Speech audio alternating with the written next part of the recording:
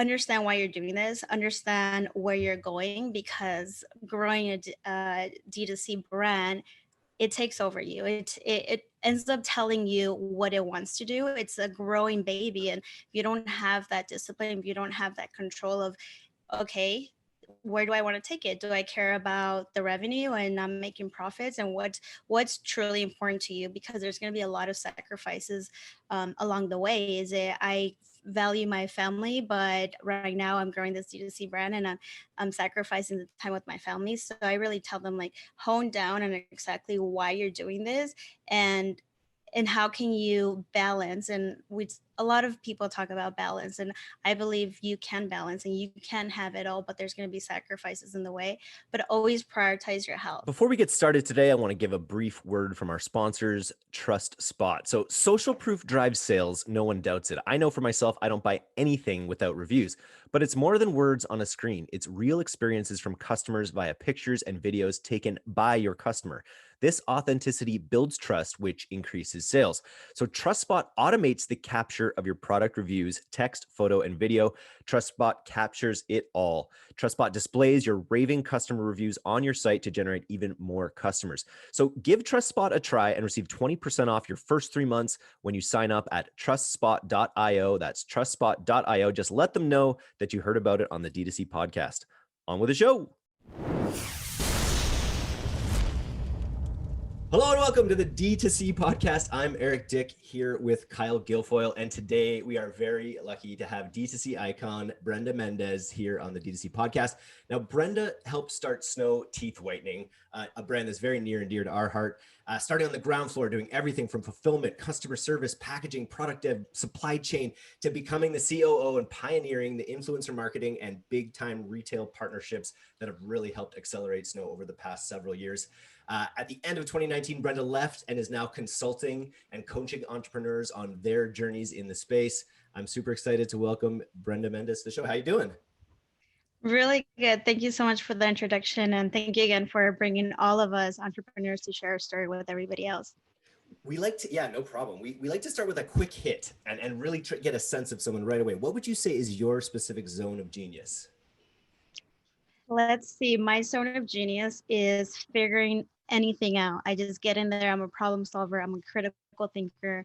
I'm a creative. So no matter the industry, and I have seen that no matter the industry that I go in and help entrepreneurs, is just let me just figure it out alongside with you. Let me just fix your life and your business, and let's build some operations and systems to help you alleviate all those stress and growing your company. You definitely sound like a very handy person to have around.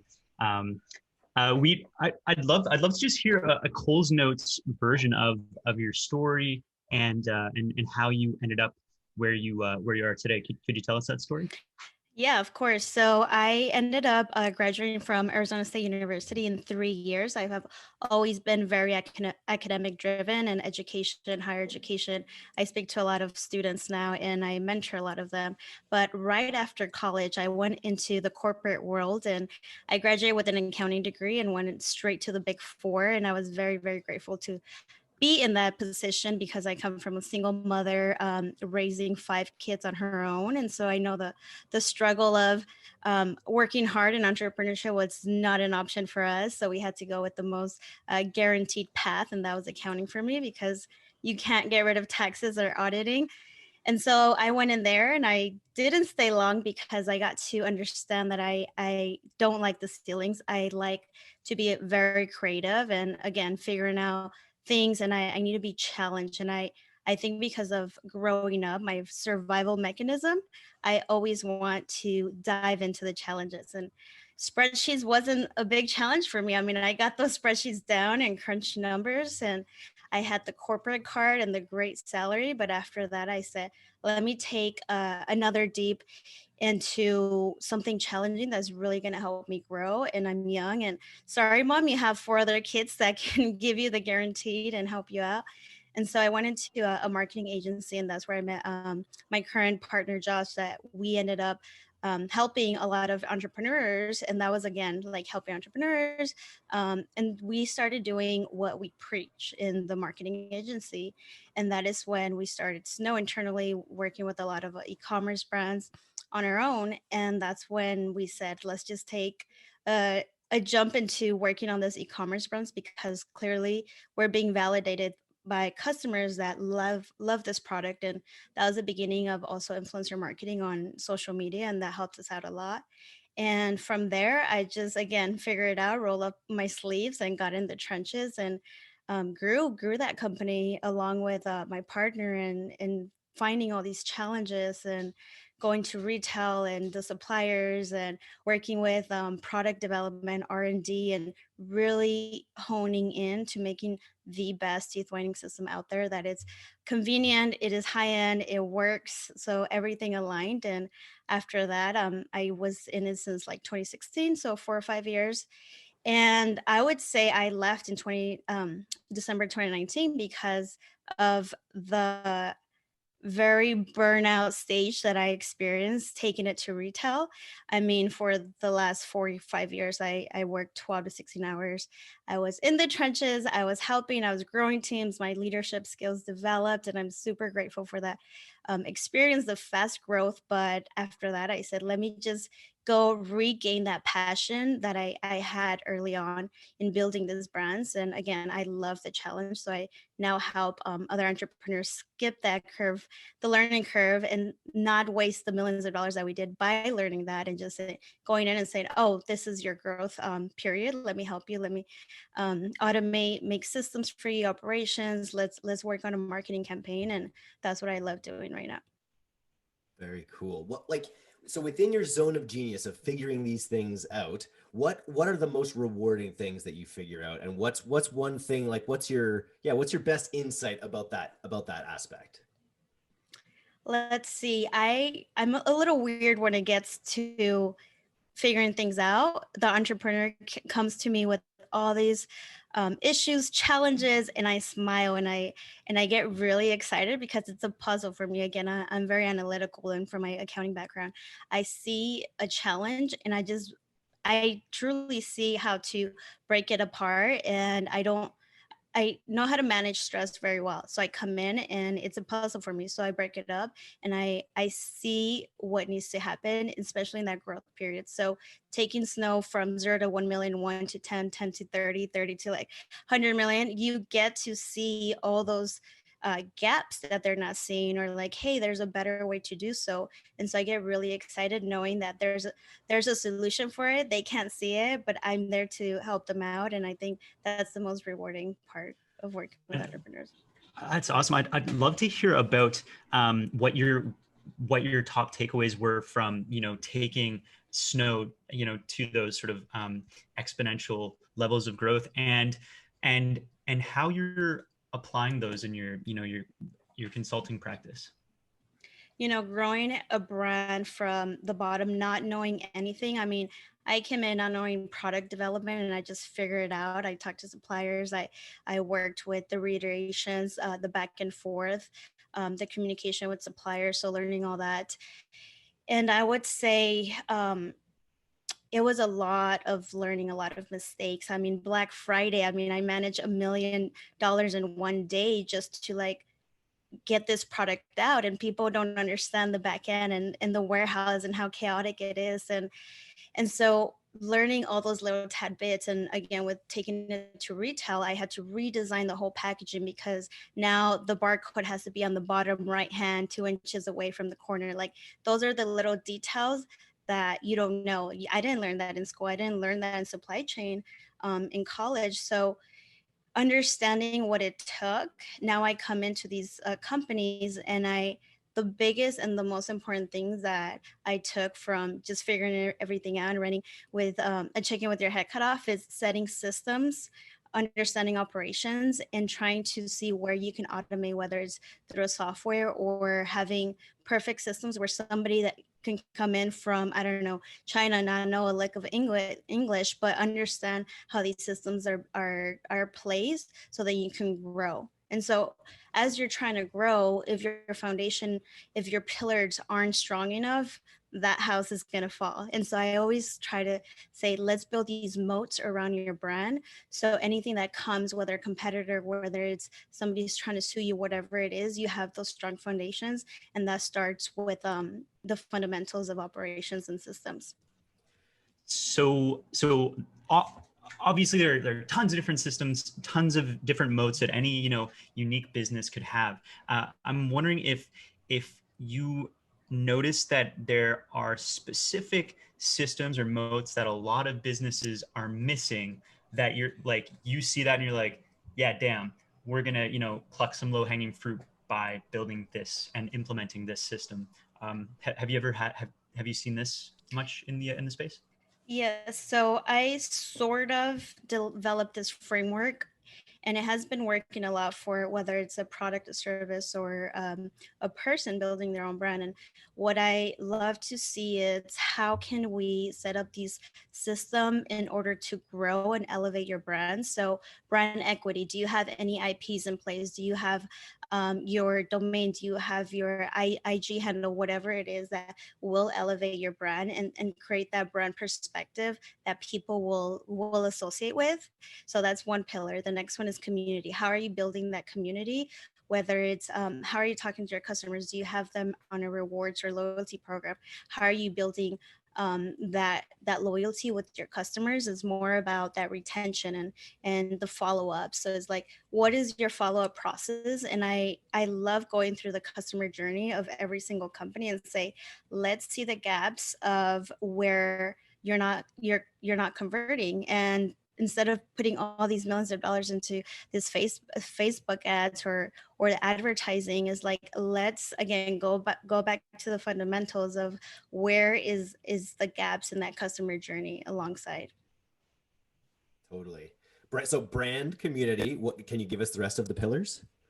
Brand, community, association. Okay, So the association with, this goes with influencers, that's good. and association with PR. Are you on Vogue? So then when people see your brand and you have those logos, those trustworthiness, and how can you associate yourself with whatever is going to elevate your brand? And it, for me, is always elevating your brand and how you can grow it and building out these distribution channels as well. So from the retail perspective, is like, we're associated with Target, we're not associated with Walmart. And what makes a brand is saying no to a lot of things, and being really close to what makes your brand. And so we're not going to close a deal that could be for millions with Walmart, because again, somebody that walks in is going to associate our brand and lower it because we're actually higher a brand, and we go in Target, we don't go in Walmart. So that association, that could go a long way with many things. I mean,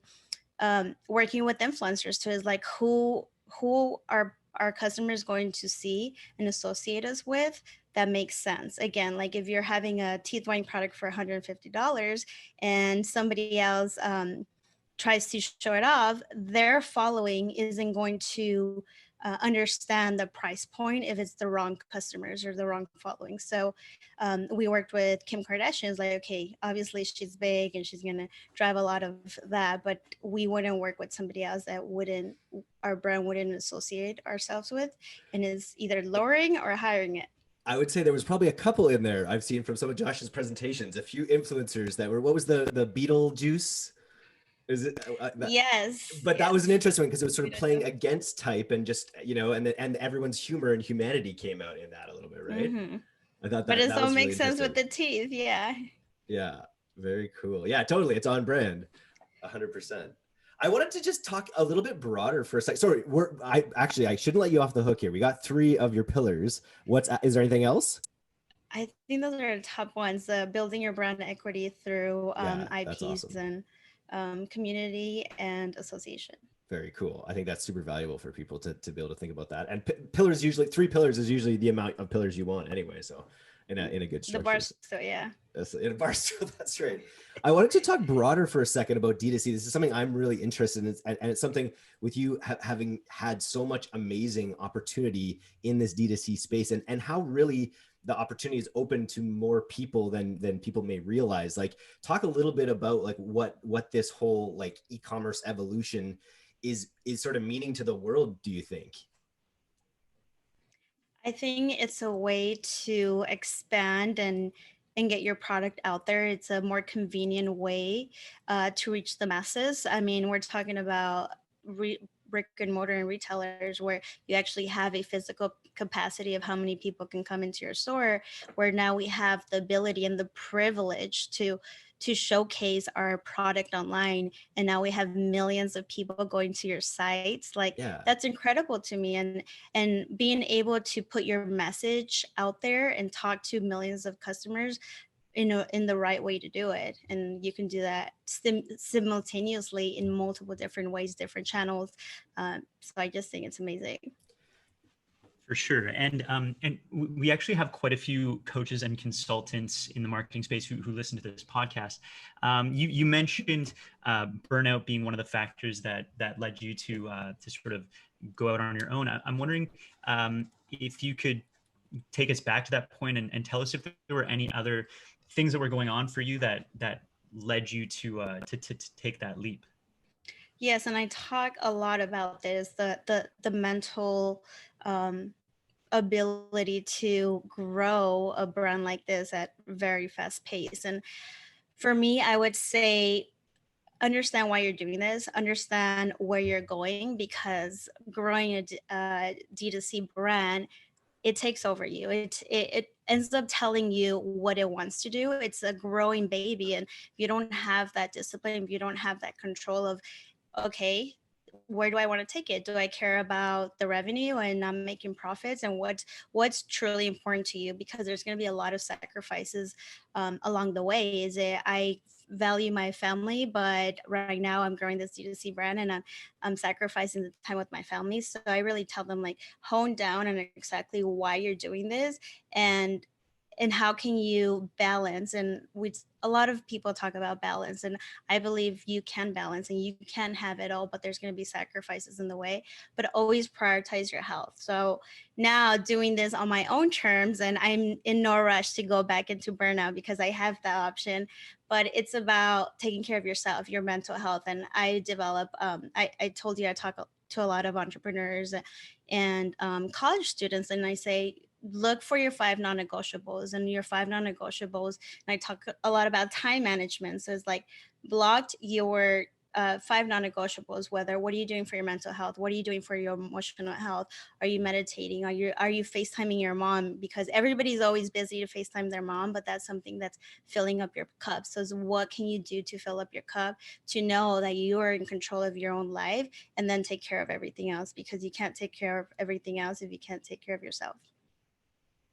So cool. That is, it's very, very sage. I love that. Um, and if you don't mind, for those coaches and consultants listening, it'd be awesome to get a little bit of an idea of how your business works from, the moment a new client comes into your world, all the way through to the results you deliver for them. Yes, so I've been still trying to figure that out, and I think I'm getting a lot better, because I have both the aspiring entrepreneurs that are trying to get past that 1 million mark in revenue year. So I do a lot of group coaching, where it's like, let's talk about how you can set up your fundamentals, especially in finance. So I help them a lot with, like, your finances. Let's talk about marketing strategies. So I do that more on a group setting. And then I also have the next version, where it's more on what I've found out and what I'm really good at. It's, yes, I can consult you a couple hours, but again, I want to get in the trenches with you, because that's how I can give you a little taste and I can tell you, but entrepreneurs are all over the place and they're trying to figure it out as they go. And so I can tell you, and then I'll come back in 3 months and you still haven't implemented that amazing strategy that you thought was the best idea ever, and that you can grow your business. So what I'm playing with is, I want to be the Sheryl Sandberg for e-commerce brands. So what that means, and what I'm looking at, is I want to go in there, whether it's 3 to 6 months, and go in there in the trenches and implement it and figure it out with you. And I don't want you to need me, because I'm going to go in there and help you set up those systems, those automations, help you with your culture, help you grow your team. let me set that up for you. I don't want you to need me. I don't want you to just spend three hours a week for like the next year and still not implement that. So that's what I'm playing with. And other than that, I love to help the masses. I just think e-commerce is a huge playing ground that everybody should get in. Yeah, I was getting at that a little bit earlier. I think there is this incredible low barriers to opportunity to grow these kinds of businesses.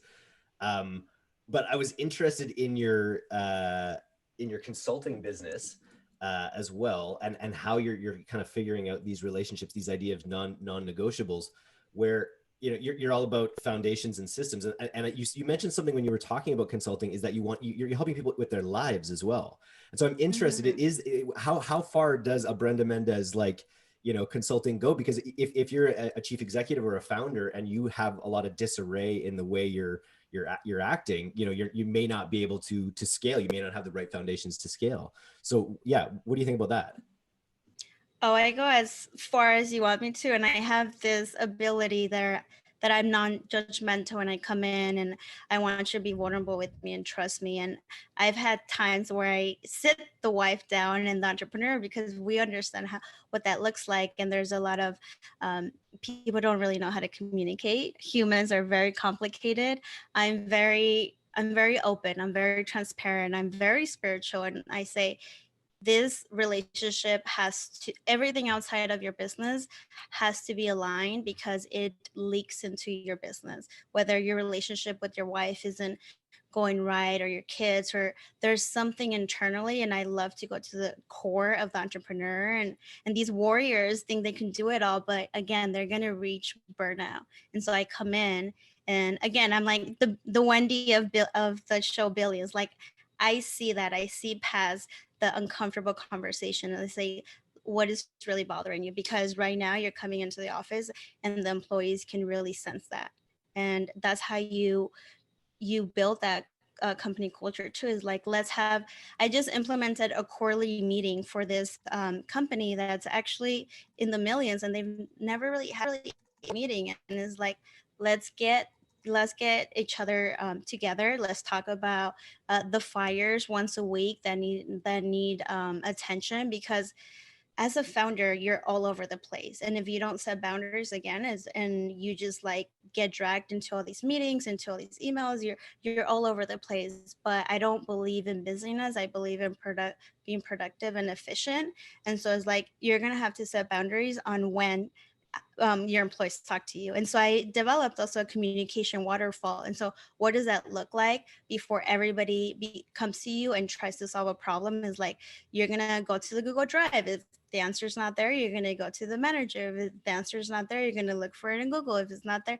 So there's like these steps and boundaries, because you're just one person. The entrepreneur is one person trying to do everything, and that's going to lead to burnout. So every single area of their lives needs to be aligned to their purpose and where they're going. Oh man, I love that. I especially well, I love a lot of it, but I really like the idea that you have these boundaries.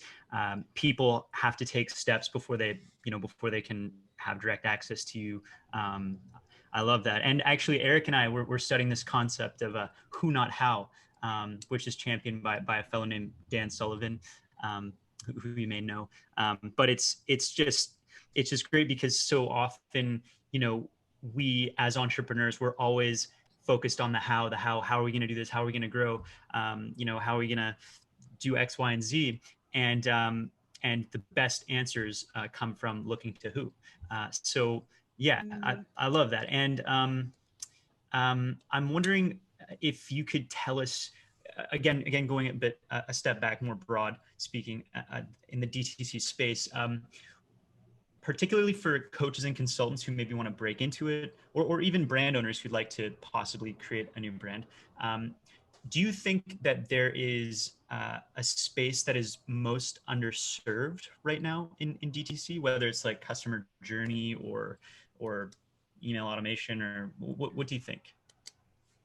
I think the operations is very lucrative. I think the foundations, I would say there's different areas. So I would start with operations and finding those executors and those implementers. Again, worry about your big vision and not get so deep in the weeds that you're the bottleneck for your company. And I have this whole episode of like not being the bottleneck of your company as you're growing. And so again, finding those people that can execute your vision and let them figure it out. Let them know that how, to your point. So I would say operations and systems, and then the next one would be customer journey. So when I specialize in customer journey because I get to be very empathetic and put on that customer hat along with my analytical and marketing hat, where it's like, let's get so deep into how we can emotionally evoke the customer that they're going to rage about you, quote unquote, for free on social media, organically share you, and develop that experience for them. So the customer journey, I think it's overlooked because it's not a direct ROI, or like, what's ROI? Like, I don't know if you can truly measure it, but I know that in developing the packaging for Snow, it has gone hundreds and thousands of organically share because it's like opening a Christmas package every single day of the year. And I developed that, and that is exactly the details I love for customers to point out. It's like, that's when you did it. So I think the customer journey is very important. Being customer centric, I mean, they're the ones that are putting that money into your bank and holding up the company and the employees and all that. So like, why not focus on the customer? Totally. And then the other thing that you mentioned in your notes that we're really keenly interested in, as we're launching a course in the space at a 4-day event coming up soon, is just in influencer marketing, and that, like, it being the really the way to grow your brand quickly, to establish a brand through through association, through community, and through these pillars essentially. And I feel like influencer marketing just gives you that ability to really accelerate that process, right? Like, and so that you can go into new markets, and with the right strategies, you can, grow businesses very quickly and establish real brands that people love in very quickly. Do you agree with that? I totally agree. And I want to talk about how that has evolved. And there's a slight negative connotation to influencers now, but I think a lot of brands are looking at the wrong perspective and going about it. So the tiers I love to see is go out to get influencers. So I would say different tiers. So the bottom tier is the micro influencers, the free product in exchange for posts, and get that for content. Don't think about the ROI. Like, get as much as content as you can, because that's going to develop the social proof and the association that there's a lot of people that are backing up this product. And then the next one will be, okay, let's go after the engagement, not the followers, but the people that have the same customers as you. And so then like you go up to like, okay, now I am looking for an ROI. And what does that look like? And then it goes all the way to affiliates and ambassadors. So like, turn those influencers into ambassadors that can really speak about your brand slash spokespeople.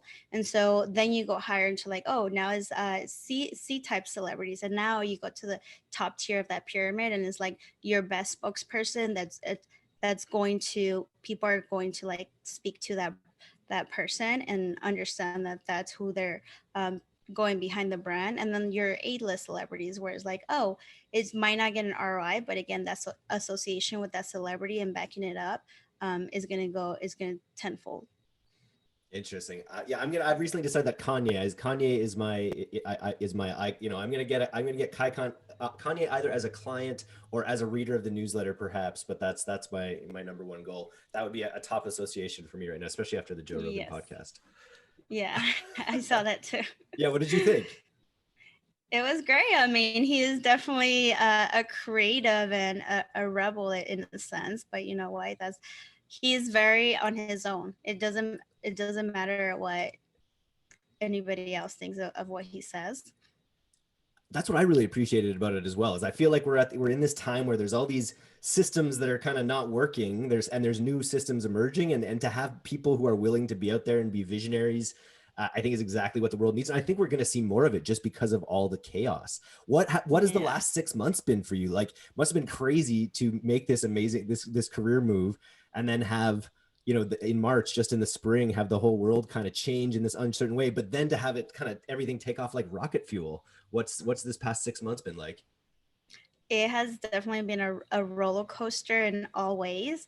And I want to say this is the best year for me, the best year in many different ways. And I want to speak on that of like this is a year for both personal and in business to truly look inwards and understand, bring out everything that you've been holding back and bring out everything surfacing regardless. People are coming out telling the truth. Things are surfacing already. So like face those fears, go in the fire and see what you need to address both personally, like go inward, understand what's been holding you back, what are your fears, and then as a brand is go inward and say what systems aren't working, what's not, what do I need to change, who do I need to fire, who do I need to hire, and how can I elevate and level up to the next version of growth. But first you have to really look into like your foundations and what's holding you back is like, oh, I've been doing this wrong. Finance is a huge one. It's like, oh, I've been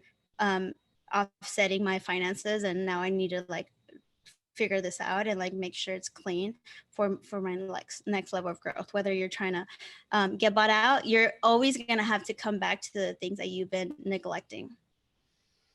It's you've got a bit of a unicorn vibe going on, because it's like you've got you have that accounting. My wife's an accountant as well, so I understand like what goes into that mindset, and to come up that way, master that, and then continue to move all the way up to the highest ends of business development and creative marketing as well.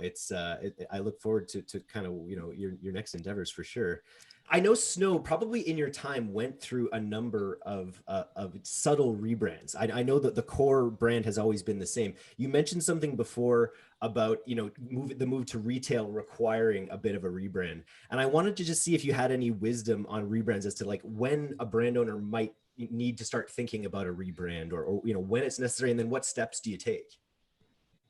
Yes. So rebranding is not as scary as it sounds, and sometimes is necessary. And rebranding could look a whole evolution, a whole like facelift for your brand, or it can also look as let's just shift the way we do our packaging. Let's shift the way we speak to our customers. So again, going back to the fundamentals of who's your customer and how can you speak to them in every single way, whether it's the website, your creatives and being on brand, but still converting. And so I would say do the most affordable step, because obviously you can spend millions on a rebranding and going all out and PR and all this, but do the next best affordable step that's going to get you the best ROI. And the best ROI I mean by is going to drive value. So I would say again, pick one area that you can really work and that's really going to bring value. I always go back to being customer centric. How can we elevate the customer experience? And let's rebrand the packaging. Let's think about that. Let's save money but add more value. So let's include something for free, like a velvet bag or travel bag that's going to add value, but it's also going to elevate our brand. And this is the time, I think, if you need an excuse to rebrand this year, everybody's going through a transformative year already. So look inwards again to your brand and how can you speak to your customers more and elevate your brand if you are a higher brand or whatever it is. But I would go back to being customer centric and enhancing that customer journey in every single way.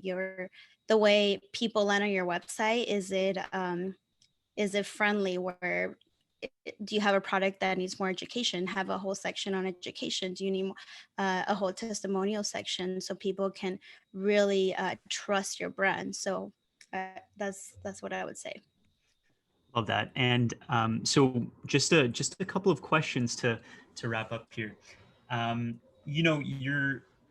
You're clearly a great mentor and consultant.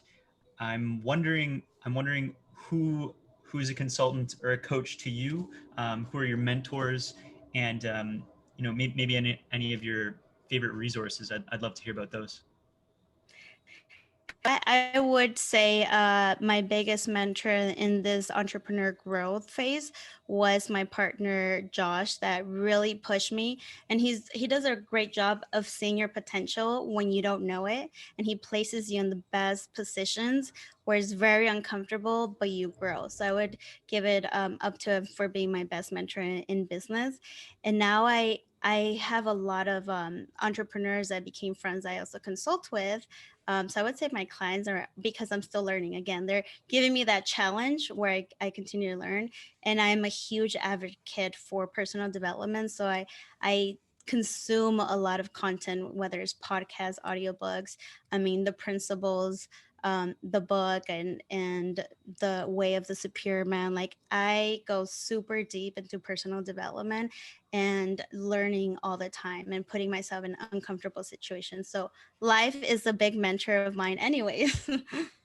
That's very interesting. A way of the superior man. I know there's plenty of great content for both men and women, but I don't often hear uh, about women reading it. So It's a kudos. great perspective for women and anybody to read Mhm. that book and Abs- understand these, again, warriors.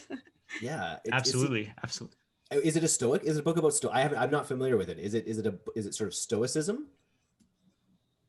It would be understanding the purpose of, see, this is why I don't think it's just for men, is because Yeah, I find that balance, that everybody has the feminine and masculine energy, is just in what areas of your life are you showing that more. And so understanding where it's showing up, and everybody has it. very cool. Uh, Sure. Bre- Brenda, I want to thank you so much for coming on the D2C podcast today.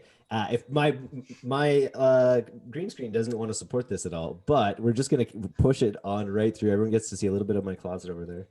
But I want to thank you for coming on today. If people want to get in touch with you, either to talk about consulting or just pick your brain or anything like that, how do they reach you? Yeah, I'm very active on social media, so Facebook or Instagram, mostly Instagram. So my handle is Ruby Ecom, Ruby Ecom, and my email is info@rubyvc.com. And hopefully, I hear from you. And if there's anything I can help you with, I would be delighted. Awesome. Thanks again. Awesome. All Thanks, right, Brenda. everyone. This will be released in a few weeks. Yeah, I look forward to talking to you when it does.